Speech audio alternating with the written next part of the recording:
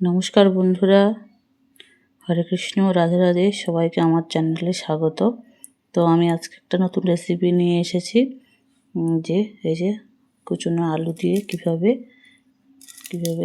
পকোড়ার মতোই বানানো যায়। তো দেখুন কীভাবে এটাকে আমি প্রথমে লবণ মাখিয়ে 10 মিনিট রেখে দিয়েছি। যে কেমন নরম হয়ে গেছে। এবার এটাকে দিয়ে আমি সুন্দর পকোড়া বানাবো।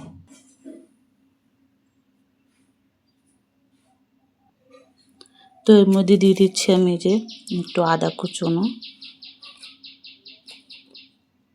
হলুদ, লবণ পরিমাণ মতো, সামান্য চিনি,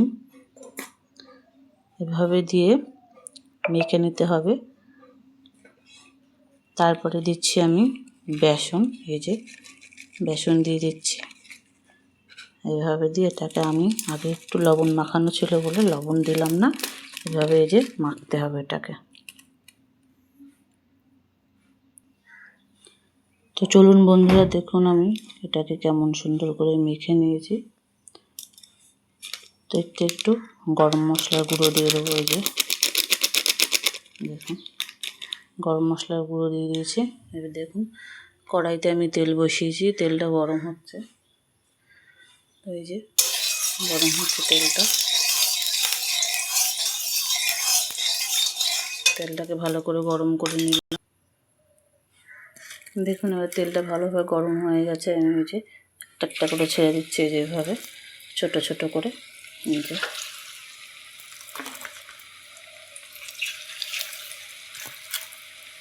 এভাবে বাড়িতে খেয়ে দেখবেন, ভালো লাগবে। এতে পেঁয়াজ রসুন দিইনি, আজকে শনিবার তো নিরামিষ, তাই ভাবলাম একটু আলু দিয়ে এই পকোড়া মতো বানাই। তো আপনারা বাড়িতে বানিয়ে খেয়ে দেখবেন, ভালো লাগবে নিশ্চয়ই। একদম অল্প সময়ের ভিতরে সুন্দর ছোট ছোট করে এভাবে আমি দিয়ে দেবো। যেভাবে এরকম দিচ্ছি আপনারা এভাবে দিয়ে দেবেন। তো দেখুন বন্ধুরা কেমন ভাজা ভাজা হয়ে গেছে। আমি একটা করে এটাকে উল্টে দিচ্ছি। যেভাবে দেখুন কত সুন্দর হয়েছে। যেভাবে উল্টে দেবেন আস্তে আস্তে।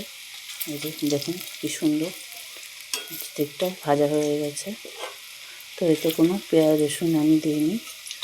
আপনারা অন্যবারে পেঁয়াজ রসুন কুচি করে এবং রসুন কুচি করে এতে দেবেন, আরও টেস্টি হবে। তো আজকে শনিবার, সেহেতু আমি একটা নিরামিষই বানিয়েছি। তো আপনারাও প্লিজ বাড়িতে তো বানিয়ে দেখবেন, সত্যি ভালো লাগবে। দেখুন কত সুন্দর দেখাচ্ছে। উল্টে দিয়েছে, ভাজা হচ্ছে। তো দেখুন কত সুন্দর ভাজা হচ্ছে। আস্তে আস্তে নেড়ে ভাজছি আমি। তো আপনারা এভাবে ভেজে নেবেন। খুব সুন্দর, কি সুন্দর হয়েছে দেখুন। আলু দিয়ে, শুধু আলু দিয়ে দেখুন কত সুন্দর, দেখলে খেতে ইচ্ছা করবে। দেখুন একটু ভেঙে যাচ্ছে না বন্ধুরা। তো আমার এগুলো ভাজা হয়ে গেছে।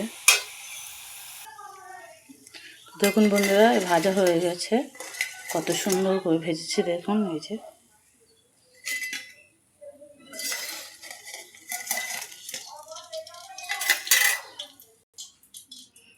তো দেখুন বন্ধুরা কত সুন্দর করে ভেজেছে।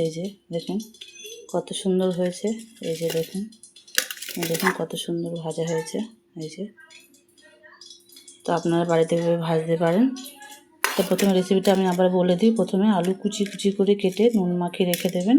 তারপর এতে আদা কুচি, একটু হলুদ ও সামান্য লবণ, যেহেতু লবণটা আগে ছিল, চিনি এবং একটু গরম মশলার গুঁড়ো দিয়ে বেসন দিয়ে এটাকে ভালো করে মেখে নিয়ে গরম তেলে ছোটো ছোটো করে এরকম করে ভেজে নিলেই সুন্দর পকোড়া তৈরি হয়ে যাবে। এতে কোনো পেঁয়াজ রসুন দেওয়া নেই। তো অন্যদিন আপনারা পেঁয়াজ রসুন দিয়ে এটাকে ভাজলে আরও সুন্দর হবে। তো রেসিপিটা কেমন লাগলো তো আপনারা জানাবেন। তো আমি অনেকদিন ভিডিও বানাইনি, তো আজকে বানালাম। সকালে ভিডিও বানিয়েছিলাম, তো ভিডিওটা পুরো করতে পারিনি। সোয়াবিনের তরকারিটা করেছিলাম রেসিপি। তো আপনারা সবাই দেখে হয়তো রাগ করবেন। রেসিপিটা একটু অসুবিধার জন্য কমপ্লিট করতে পারিনি। তো দেখুন, তো আমার ভিডিওটা এই পর্যন্তই। আপনাদের ভালো লাগলে একটু কমেন্টে জানাবেন, তাহলে আমি খুশি হব। হরে কৃষ্ণ, রাধে রাধে, নমস্কার, এই পর্যন্ত।